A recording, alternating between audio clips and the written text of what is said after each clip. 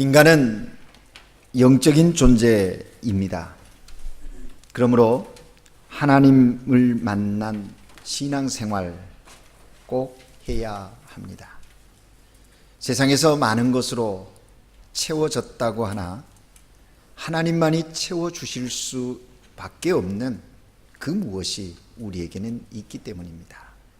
그래서 사람은 영적인 존재인 것입니다. 또 인간은 사회적 존재입니다. 죄 아무리 똑똑해도 혼자서 살아갈 수 없는 존재가 인간입니다. 그래서 가정을 이루고 사회와 국가 또 다른 사람들과 더불어 함께 사는 삶을 살도록 창조되어진 자가 인간이다라는 겁니다. 이처럼 인간이 영적 존재이면서 동시에 사회적 존재이기에 삶에 꼭 필요한 것이 있는데 그것은 바로 가정과 교회입니다. 가정에 대하여는 더 설명을 하지 않고요. 교회에 대해서 잠깐 생각해 보려고 합니다. 여러분, 교회는요, 건물이나 조직체가 아니라 세상에서 하나님의 부름을 받은 하나님의 백성들의 모임이 교회입니다. 그래서 한마디로 교회를 신앙 공동체다 그렇게 이야기합니다. 여러 성도들이 어울려 신앙생활을 하면서 삶을 함께 나누는 것이지요. 하나님이 주신 은혜를 나누고 또 사랑을 나누고 사명을 감당해가는 공동체다 하는 겁니다. 그래서 교회를 일컬어서 은혜 공동체라고 얘기합니다.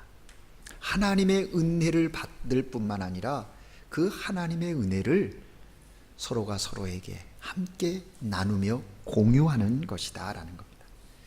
물론 신앙생활은 하나님과 나라고 하는 1대1의 관계가 기본인 것이 사실입니다. 그러나 개인적으로 예수님을 믿음으로 하나님의 자녀가 되어서 혼자 성경 말씀 읽고 기도하고 은혜를 받을 수 있지만 다른 성도들과 어우러서 말씀과 기도 이루어가면 더 큰 은혜를 받을 수가 있게 되고요. 그리스도의 몸의 각 지체로서의 그런 역할과 또 특별한 은혜를 체험하게 된다 하는 것입니다.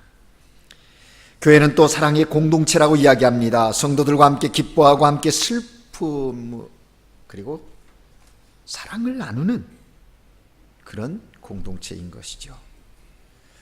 현대인들이 삶을 살면서 서로가 어울리고 하나 되어서 함께 있다 하지만 그러한 가운데 군중 속에 외로움을 느낍니다. 고독함을 경험하는 것이 사실입니다. 그러나 거룩한 공동체인 교회는 그 교회 안에서 외로움과 고독을 느낀다라고 하는 것은 있을 수 없습니다. 형제의 아픔이 나의 아픔이 되어야 하고 나의 기쁨이 형제의 기쁨이 되어야 합니다. 그래서 교회를 거룩한 공동체라, 세상 속의 어떤 여타의 모임과 같지 않다는 것이죠. 뿐만 아니라 그 공동체를 이루는 사람들을 그래서 성도라고 얘기하는 겁니다. 뿐만 아니라 교회는 또 사명을 감당하는 공동체여야 한다 하는 겁니다. 인간은 짐승처럼 먹고 마시고 그렇게 살다가 그냥 가는 존재가 아니에요. 하나님이 부여하신, 하나님이 나를 통해서 꼭 이루셔야 할 일이 있기 때문에 오늘도 내게 생명이 있는 거고요. 또 하나님께서 이 교회를 49년 전에 아르헨티나 부에노스아이레스에 세우신, 설립하게 하신 것도 바로 여기에 있습니다. 그 이유가 여기에 있고 목적이 여기에 있다는 거죠. 그러한 은혜 공동체, 사랑 공동체를 통하여 이제 세상 가운데 하나님이 계획하신 일을 이루기 위하여 사명을 부여했다는 겁니다. 그 사명을 인식한 교회, 인식한 공동체가 교회라 하는 것입니다. 특별히 죄로 인해 영원한 멸망으로 달려가는 많은 사람들에게 십자가의 구원의 복음을 전파할 사명 뿐만 아니라 하나님의 사랑을 실천해야 할 사명이 우리 가운데 있다는 겁니다. 그래서 복음과 사랑이 정말 생명을 불어넣고 또 사회를 변화시키는, 삶을 변화시키는 능력으로 나타나야 한다 하는 것입니다. 그러므로 교회는 우리 성도들에게 필수적인 것이에요. 사랑하는 여러분, 그리스도인에게 있어서 교회 너무나 중요한 겁니다. 교회를 떠나서 신앙을 이야기할 수가 없습니다. 오늘날 많은 사람들이 믿음의 능력을, 복음의 생명력을 잃어가고 있는 이유가 어디 있습니까? 올바른 교회관이 없기 때문입니다. 올바른 교회에 대한 고백이 없기 때문에 그러한 것입니다. 여러분, 이렇게 중요하고 또 중요한 교회, 그러기에 이 교회를 악한 마귀 사탄은 그냥 두지 않습니다. 어떻게 하든지 사탄은 호시탐탐 거룩한 공동체인 교회를 공격하는 거예요.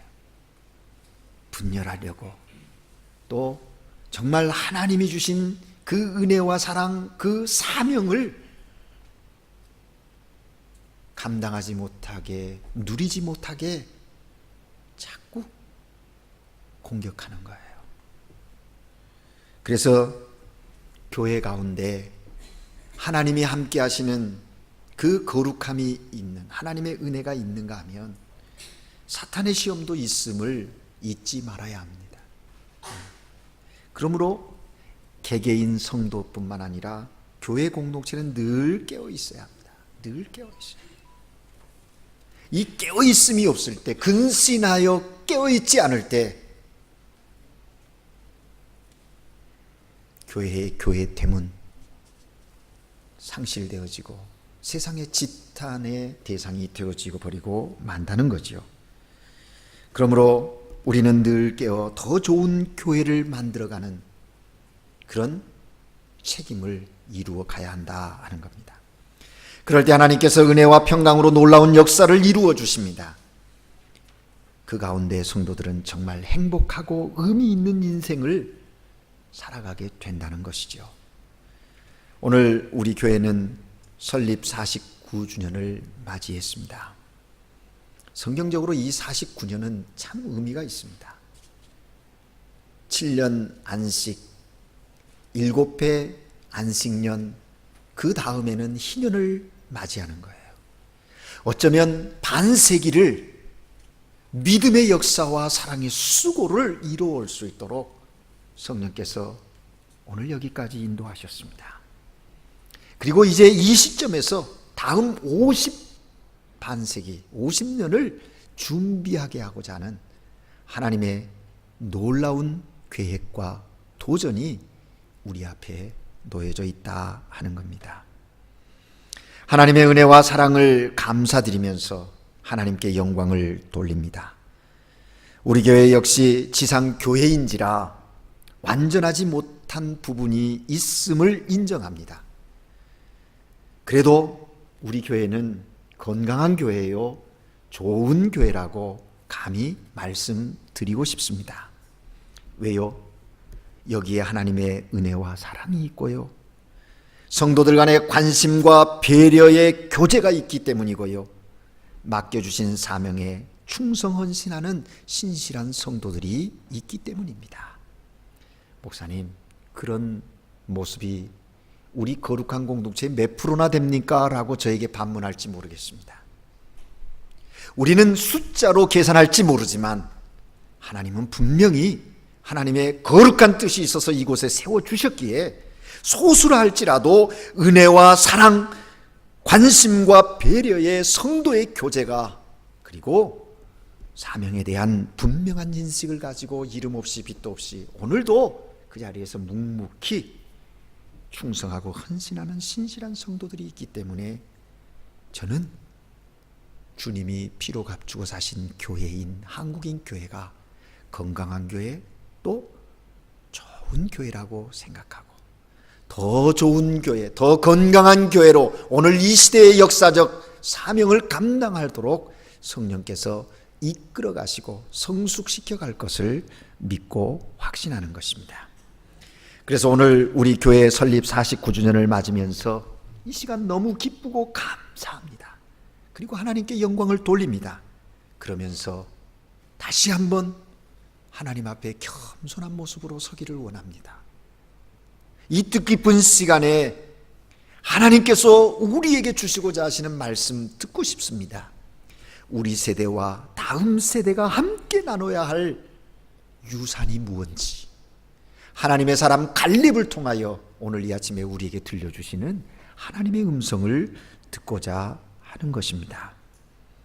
사랑하는 여러분, 이스라엘의 지도자였던 갈렙, 여러분, 하나님의 언약의 약속을 통하여서 그 노예의 생활에서 약속의 땅 가나안을 향하여 나가는 그 구원의 역사 속에 지도자로 부각된 사람이 누구입니까?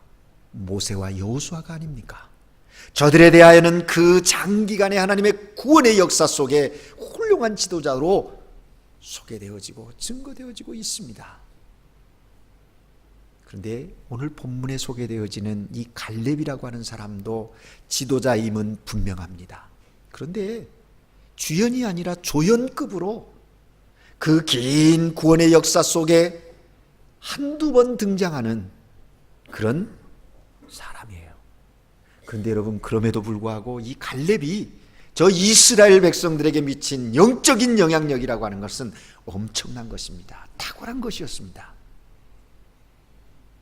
그 이스라엘 후손들에게 정말 도전하는 믿음이었다라는 사실이죠. 그래서 오늘 우리는 이 본문을 통해서 그 갈렙이 가졌던 그 유산, 신앙의 유산이 무엇이었는지, 하나님의 음성을 들으면서 오늘 역시 우리 세대와 다음 세대가 함께 나눠야 할 그 신앙의 유산을 품으려고 하는 것입니다. 먼저 갈렙은 하나님의 약속의 말씀에 뿌리를 내린 믿음의 유산을 후손들에게 물려줬다는 겁니다. 하나님의 말씀에 대한 절대적 믿음이지요. 갈렙은 그것을 자손들에게 유산으로 물려줬어요. 단순히 지도자로서 헤브론 땅을 정복하여 취했다라는 것이 아닙니다. 그 결과를 가지고 이야기하는 것이 아니에요. 그 역사를 이루어가는 과정 속 깊은 내면에 가지고 있었던 갈렙의 그 신앙입니다. 오늘 본문 말씀 8절에 보면 갈렙이 여호수아에게 말합니다. 내가 나의 하나님 여호와를 온전히 쫓았다, 충성되이 쫓았다 라고 말합니다. 그의 그런 삶을 그 자신 스스로 자화자찬하는 것이 아님을 오늘 본문을 보면 알 수가 있습니다. 9절 말씀에도 보면 모세까지도 그의 그런 여호와를 온전히 쫓음에 대하여 인정하고 있는, 확신해주고 있는 그런 내용이 9절에 있지 않습니까? 그날에 모세가 맹세하여 이르되 내가 내 하나님 여호와께 충성하였은즉, 가데스 바네아에서 정탐 그 자로 가서 보고 들어와서 보고했을 때 모세가 이 갈렙의 그 충성을 인정해주고 있었다는 것, 인정했다는 겁니다. 또 본문 10절 말씀도 보십시오. 그 10절 말씀에 보면 하나님께서 말씀하신 대로 갈렙을 40년 동안 생존케 해주셨다, 그렇게 말하고 있지 않습니까? 뿐만 아니라 12절 말씀대로 보면 여호와께서 말씀하신, 여호와의 말씀하신 대로 반복하고 있어요. 여호와께서 말씀하신 이 산지를 내게 주십시오. 여호와께서 여호와의 말씀하신 대로 그들을 쫓아낼 것입니다. 하나하나 그의 고백 속에 여호수아에게 지금 이야기하고 있는 그 갈렙의 고백과 요구사항의 내용을 보면 정말 하나님의 약속의 말씀을 붙잡고 있는 갈렙을 볼 수가 있다는 겁니다. 사랑하는 여러분, 하나님의 말씀이라면 절대적으로 신뢰하고 살아가는 갈렙의 모습, 삶의 어떤 상황 속에서도 언제나 하나님께서 주신 약속의 말씀을 연결하여 생각하고 말하고 행동하려고 하는 이 갈렙, 믿음의 사람임이 분명합니다. 그러기에 그는 행동함에 있어서 분명한 원칙이 있는데 하나님께서 주신 약속의 말씀이에요. 이러한 그의 행동에 대하여 14절 말씀 보면 모든 사람들이 그러한 그의 삶의 원칙에 대하여 인정하고 있는 거예요. 하나님 여호와를 온전히 쫓았다. 누가? 갈렙이 그렇다고 인정해 주는 겁니다. 사랑하는 여러분, 여기서 우리는 묻고 싶습니다. 나는 오늘 이 시대를 살아가는 그리스도인으로서 나는 어떠한가? 나의 삶에 이러한 원칙이 있는가? 하나님의 약속의 말씀에 대한 절대적인 믿음이 내 안에 있는가? 언제나 하나님의 약속의 말씀을 근거로 말하고 행동함이 내게 있는가? 아니면 어떤 상황, 사건에 부딪혔을 때 하나님의 말씀 그 약속보다는 내 경험과 지식, 내 주변에 있는 사람들을 찾고 이 문제를 해결해 줄 그 어떤 그 무엇을 찾고 있는 나의 모습은 아닌지요. 우리 스스로 영적 상태를 점검해 볼 것입니다. 뿐만 아니라 지금 내가 그렇게 하나님의 약속의 말씀에 근거해서 살고 있는지 살고 있지 않는지 점검해 보는 방법이 두 가지 있어요. 아주 쉽습니다. 우리의 삶의 현실로 체크해 볼 수 있어요. 첫 번째는 지금 나의 돈과 시간과 물질을 어디에 가장 많이 사용하고 있는가 스스로에게 물어볼 것입니다. 또 하나는 커다란 위기를 만났을 때 나는 과연 무엇을 열심히 붙잡는가. 여기에 대답해 보시면 여러분 알 수가 있어요. 확인할 수가 있다 하는 겁니다. 바라기는 정말 우리들의 삶에 원칙이 분명해질 수 있기를 바랍니다. 적어도 오늘 이 시대를 살아가는 우리 그리스도인들이 내게 주신 하나님의 약속의 말씀, 그것에 붙들려서 오늘도 말하고 행동할 수 있으면 좋겠다는 거예요. 여러분, 갈렙이요, 오늘 하나님을 향해 달라고 요구하는 그 헤브론 땅이 어떤 땅인가 하는 겁니다. 일찍이 정탐꾼이 되어서 그 땅을 밟아본 사람이에요, 갈렙이요. 그때 그는 보았습니다. 그 땅의 사람들이 얼마나 큰 사람인 줄 알았습니다. 그들과 자신을 비교해 보았을 때 그는 자기가 얼마나 왜소한 존재인지 이미 충분히 알고 있는 상태입니다. 그런데 그럼에도 불구하고 그가 담대하게 헤브론을 요청할 수 있는, 그건 어디에 있느냐 하는 겁니다. 그것은 하나님의 약속의 말씀을 붙들었기 때문에 그래요.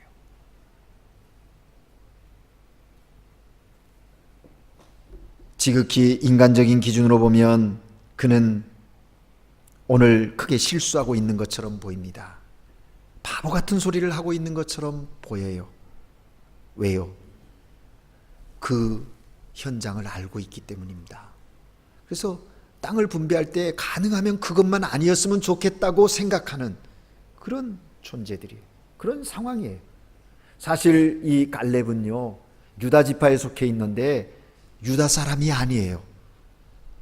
출애굽 이후에 유다 지파에 편입된 사람인데 거기에서 지도자가 되어져 가지고 유다를 대표해서 정탐도 갔다 왔고 지금 여호수아에게 그 땅을 달라고 요구하고 있다는 겁니다. 무엇일까요? 갈렙의 마음속에는 정말 하나님의 약속에 대한 그 확신이 있었어요.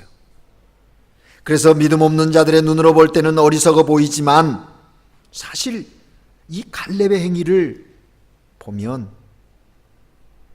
정말 그는 하나님의 약속의 말씀을 붙잡는 믿음 있는 자의 도전임을 알게 되는 거예요. 여러분, 갈렙은요, 그 땅을 45년 동안 가슴에 묻고 살아온 사람입니다. 예. 보고 와서 45년이 지났어요. 40대에 그 땅을 정탐하고 45년이라는 시간이 지나서 지금 85세 된 그 나이에 그걸 달라고 하는 거예요. 그 땅이 어떤 땅인가? 그곳에는 아브라함과 사라가 죽어서 묻혀 있는 땅입니다. 그뿐만 아니라 그 땅은 이삭과 리브가가 그리고 야곱과 라헬이 묻혀 있는 이스라엘에 있어서 아주 중요한 땅이에요. 여러분 아시는 대로 이스라엘 백성들이 고백합니다. 아브라함의 하나님, 이삭의 하나님, 야곱의 하나님. 예. 역사성이 있는 그 땅, 그곳. 갈렙은 지금 그걸 요구하고 있는 겁니다. 갈렙의 마음속에는 믿음이 시작된 곳, 꿈이 시작된 곳, 비전이 시작된 그곳, 하나님께서 주시겠다고 약속하신 땅, 그 중심의 핵심이 헤브론임을 알았어요. 이게 무엇을 의미하는 것일까요? 단순히 땅이 갖는 위치적 의미만이 아니라 영적 의미를 알고 자신의 믿음의 시작, 그리고 하나님이 주신 의미가 무엇인지를 알기에 영적 가치를 알고 그것을 요구하고 있다 하는 것입니다. 다른 사람 눈에 그 땅은 크고 장대한 백성이 있었기에 피할 수만 있었으면 피하고 싶은 곳이었습니다. 그러나 갈렙은 헤브론을 가지고 싶어 해요. 하나님께서 허락하신다면 분명히 주실 것이라는 믿음도 있습니다. 그래서 12절 말씀에 보면 여호와께서 나와 함께 하시면 내가 여호와께서 말씀하신 대로 그들을 쫓아내고 그 땅을 차지하리라. 확신이 있습니다. 다시 말해 갈렙은 그 땅의 영적 가치를 충분히 알고 있었던 사람이라 하는 거예요. 그러기에 그는 그 땅을 차지하기 위해서 어떤 어려움도 고난도 감당할 그런 믿음이 있었다는 거예요. 목숨까지도 버릴 수 있는 그런 각오가 그에게 있었다는 거죠. 사랑하는 여러분, 여러분은 어떻습니까? 오늘 우리가 목숨을 걸면서까지 얻고자 하는 무엇이 있습니까? 도대체 무엇을 손에 거머쥐기 위해서 지금 우리는 수고와 땀을 흘리고 있습니까? 어떤 사람은 이렇게 말합니다. 하늘이 두 쪽 나도 나는 그것을 잡아야 한다고. 그렇습니까? 오늘 우리가 그런 심정으로 붙잡고자 하는 그것이 무엇입니까? 그것이 정말 영적 가치가 있는 것입니까? 우리 스스로에게 물어보고 다시 정돈해야 할 것입니다. 무더운 여름 어느 날 토끼와 거북이가 만났습니다. 둘이는 오랜만에 만났기 때문에 그동안의 안부를 물으면서 한적한 길을 함께 걸어갔더랍니다. 그런데 그 걸어가는 그 길에 커다란 바나나 나무 한 그루가 뿌리째 뽑혀 있는 겁니다. 약삭빠른 토끼가 먼저 거북이에게 말합니다. 거북아, 우리 똑같이 나누어 갖자. 거북이도 그렇게 하자면서 짧은 목을 끄덕였습니다. 토끼가 팔을 걷어붙이고 바나나 나무의 절반을 싹둑 잘라내더니 뿌리가 달린 쪽을 거북이에게 던져주고 바나나 열매가 달린 쪽은 자기가 챙겨서 쏜살같이 사라져버리고 말았습니다. 거북이는 몹시 언짢았습니다. 하지만 그가 그런 상황에서 할 수 있는 일은 아무것도 없었습니다. 할 수 없어서 그는 뿌리를 들고 집으로 돌아왔어요. 그리고 곰곰이 생각하다가 거북이는 땅을 파고 그 뿌리를 심었더랍니다. 사랑하는 여러분, 이 이야기의 결국이 무엇이겠습니까? 약삭빠른 토끼가 먹은 바나나는 그때 그 한 번 그것으로 끝났지만 거북이가 먹은 바나나는 그 해 한 번으로 끝나지 않고 해마다 바나나를 먹을 수 있었다라는 이야기를 우리에게 던져줍니다. 사랑하는 여러분, 오늘 우리가 사는 시대는 첨단 과학의 시대이지요. 그래서 생각의 속도가 우리의 인생을 지배한다고 믿고 있는 시대에 우리가 살고 있어요. 사실이죠. 요즘에 정말 변화를 따라가는 그것이 너무 헉헉거릴 수가 있습니다. 얼마나 속도가 빠른지 몰라요. 속도가 중요하다고 이야기를 해요. 이런 시대에 우리가 하나님의 약속의 말씀을 붙잡고 살아간다라고 하는 것, 어찌 보면 어리석고 미련한 행동처럼 보일 수 있습니다. 비춰질 수 있습니다. 그러나 분명한 것은 그것은 착각이고 오해라는 사실입니다. 우직스럽게 앞만 바라보며 하나님의 약속의 말씀에 뿌리를 내리고 그 믿음을 지켜가는 그 인생, 하나님이 살아계시기에 열매 맺게 합니다. 우리는 그러한 자긍심이 있어야 합니다. 그래서 오늘 이 시대에 하나님의 말씀대로 진리대로 살고자 하는 몸부림이 있어야 한다 하는 것입니다. 이것이 갈렙이 자신의 후손들에게, 다음 세대에게 보여준 첫 번째 유산이었습니다. 다음으로 갈렙은 하나님이 함께 하심을 믿는 믿음으로 말미암아 용기의 그 도전 정신을 그 다음 세대에게 보여줬다는 거예요. 여러분, 사실 갈렙이 등장하는 건 여기 여호수아와 민수기 13장, 14장에 이렇게 2번 정도밖에 안 나오거든요.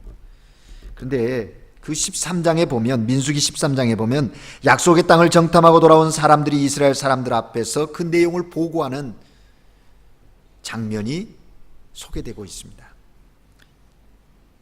12명의 정당꾼 중에 10명 사람들이 어떤 보고를 합니까? 부정적인 보고를 하지요. 그들은 말합니다. 그 땅이 젖과 꿀이 흐르는 땅임에 틀림없다고요. 사실이죠. 여기까지는 문제가 없었어요.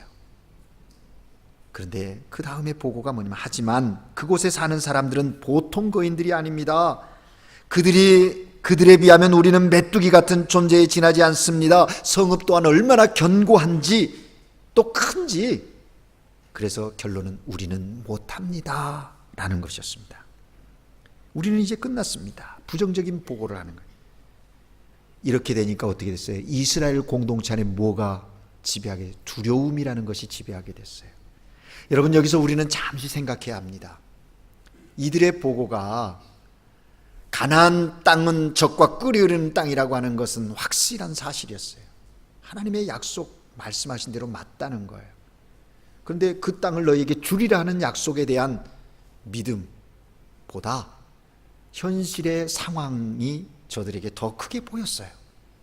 그래서 불안해하고 두려워하고 자신들의 존재가 저들에 비하면 메뚜기와 같은 존재라고 표현하고 있다라는 사실입니다. 그렇게 되어지니까 이스라엘 공동체 안에 파급되어지는 현상이 뭐예요? 두려움이라는 겁니다. 여러분, 두려움은요, 우리로 하여금 바른 생각, 바른 판단을 못하게 하는 거예요. 두려움이라고 하는 것은 우리로 하여금 그저 방어적인 그런 태도를 갖게 한다라는 것입니다.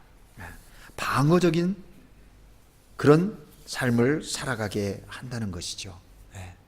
그래서 사실 그 두려움에 사로잡히기 시작하면 결국 현실을 피하거나 도망가려고 하는 그런 현상이 나타나요. 그래서 두려움에 휩싸이게 되니까 하나님의 계획도, 하나님의 약속도 저들에게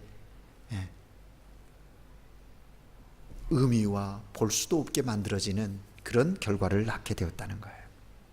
그래서 이 두려움이 저들 가운데 무엇으로 나타났어요? 원망과 탄식으로. 왜 우리를 여기까지 인도한 그것이 결국이 이것이냐라고 하면서 원망도 하고 탄식하게 된다는 거예요. 그런데 여러분 기억하십니까? 이러한 그들의 보고를 듣고 거기에 함께 있었던 여호수아와 갈렙, 그들은 긍정적으로 보고하는데 그 중에 갈렙의 이야기를, 갈렙의 그 행동을 자세히 기록하고 있는데요. 너무나 안타까우니까 그 두려움에 그런 보고를 하고 있는 10명들을 보면서 너무나 안타까우니까 갈렙이 하는 행동이 뭐냐면 자신의 옷을 찢습니다. 우리가 담지한 땅은 너무나도 아름다운 땅이다. 같지요? 그런데 그 다음부터의 보고는 저들과 확연히 달라요. 여호와께서 우리를 기뻐하시면 그 땅은 우리의 땅이 된다. 지금 갈렙의 포인트는 여호와에게 있습니다. 상황이 너희들이 보고한 것처럼 그 현장은 그렇지만 그거보다 더 크신 하나님, 그 하나님으로 말미암아 우리가 그 땅을 차지하게 될 것이다. 그러기에 여러분 여호와를 거역하지 마십시오. 그 땅 백성을 두려워하지 마십시오. 갈렙이 거기서 그렇게 이야기했어요. 그리고 선언합니다. 그들은 우리의 밥이다, 우리의 먹이다 라고 말합니다. 그러니 제발 저들을 두려워하지 말라는 것입니다. 용기 있는 모습 여기서 찾을 수 있지 않습니까? 갈렙의 이 용기가 어디서 나왔는가? 그 뿌리는 하나님의 함께 하심입니다. 그런데 놀라운 것은요, 40세 때 가졌던 그 용기가 오늘 본문 85세가 되어서도 동일한 모습으로 고백되어지고 있다는데 우리는 놀라움을 깨닫습니다. 우리는 인생을 살면서 육체가 쇠약해지면 기력이 없다고 말합니다. 이제는 나이 먹었으니까, 아니요. 갈렙을 보십시오. 40대나 85세 때나 동일한 용기를 가지고 하나님의 역사의 현장 속에 서고 있다라는 사실입니다. 평생 동일한 용기. 이건 뭡니까? 자신의 기력으로서가 아니라, 자기 자신 속에서 나온 용기가 아니라 위로부터 주시는 하나님의 능력 가운데 함께 하신다고 하는 그 신앙 가운데 표현되어지는 용기라는 것입니다. 사랑하는 여러분, 오늘 연세 있으신 어르신들, 제가 어르신들이 기분 좋으라고 말씀드리는 게 아니에요.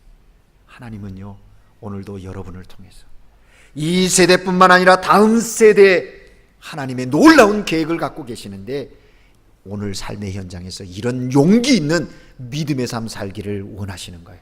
그 믿음의 삶을 살아가는 여러분을 보고 다음 세대가, 우리도 적어도 우리의 믿음의 선진들은 이런 용기를 가지고 상황의 현실 속에서도 승리하셨다고, 우리도 그렇게 가고 싶다고, 따라가고 싶어하는, 결단하는 모습이 나오게 된다 하는 것입니다. 사랑하는 여러분, 그렇습니다. 우리가 나눠야 할 유산은 이 갈렙을 통해서 배울 수 있는 건 두 가지예요. 여러분 기억하십시다. 우리의 연약함만 바라보고 있으면 우리는 두려워할 수밖에 없지요. 그러나 내게 나와 함께 하시는 하나님에 대한 그 임마누엘의 하나님의 계심을 깨닫고 믿는 신앙의 고백이 있으면 담대해질 수 있어요. 여러분, 우리를 위하여 십자가에 죽으신 주님께서 말씀하시지 않았습니까? 너희가 세상에서 환난을 당하나 담대하라. 세상에서 어려운 일 만날 수 있다는 거예요. 그것 중에 담대하라고 우리에게 말씀하십니다. 왜요? 내가 너와 함께 할 것이기 때문이라는 거예요. 세상 끝날까지 세상을 이긴 내가 너와 함께 할. 그래서 우리가 세상에 담대할 수 있는 것은 내게 그 무슨 이유가 있는 것이 아니라 주께서 주시는 주님이 함께 하심, 그것 때문이라는 거죠. 여기 임마누엘이라고 하는 그 의미 속에는 두 가지 뜻이 있어요. 결코 우리를 버리지 않겠다는 것과 언제나 우리를 도우시겠다고 하는 약속이, 그 약속에 대한 확증이 그 말씀 속에 있는 거예요. 하나님께서 우리와 함께 하시는 한 세상의 그 무엇도 우리의 인생을 삼켜버릴 수가 없어요. 하나님이 함께 하신 한 이 교회는 이 땅에서 감당할 사명을 결단코 이루고야 말 것입니다. 지금 보기에는 뭔가 좀 부족하고 불완전해 보일지 모릅니다. 또 이해되어지지 않는 부분이 있는지도 모릅니다. 그러나 살아계신 하나님이 함께 하시는 그리스도의 피로 값주고 사신 교회이기에 그 하나님을 믿는 믿음의 사람들을 통해서 하나님은 오늘도 거룩한 역사를 이루어 가실 것입니다. 사랑하는 여러분, 오늘 우리의 삶은요, 우리만의 것이 아닙니다. 우리가 어떻게 사느냐에 따라서 우리의 역사를 바꿀 수도 있고 우리의 후손들에게 미래를 바꿀 수 있는 그런 동기를 부여할 수 있다는 겁니다. 그렇다면 오늘 우리가 함께 나눠야 할 유산은 무엇이겠는가? 하나님은 갈렙을 통해서 우리에게 말씀하시죠. 하나님의 약속의 말씀에 대한 절대적 믿음과 임마누엘 신앙으로 인한 용기를 가지고 오늘을 살라는 겁니다. 그렇게 사는 저희들을 통해서 다음 세대들이 동일하게 믿음의 역사와 사랑의 수고를 계속 이어가는 그런 생명 공동체적 교회로, 사람을 살려내고 사람을 키우는 교회로 이 아르헨티나 땅에서 하나님의 영광을 위하여 계속해서 역사되어지는 교회로 든든히 서가게 될 것을 믿습니다. 기도하겠습니다. 사랑의 하나님 아버지, 오늘 이 아침에 하나님께 예배하며 하나님의 사람 갈렙을 통하여 오늘 이 시대를 살아가는 우리에게 말씀해 주시니 감사합니다. 하나님, 갈렙처럼 우리에게 하나님을 향한 충성함이, 성실함이, 온전함이 있게 하여 주옵소서. 그래서 하나님의 말씀에 대한 절대적 믿음과 임마누엘의 신앙으로 인한 용기를 가지고 현재적 어려움을 주께서 주시는 능력으로, 은혜로 넉넉히 이기며 그리스도의 생명의 복음을 증거하는 하나님의 사람들로, 자녀들로 오늘을 살게 하옵소서. 예수 그리스도 이름으로 기도합니다. 아멘.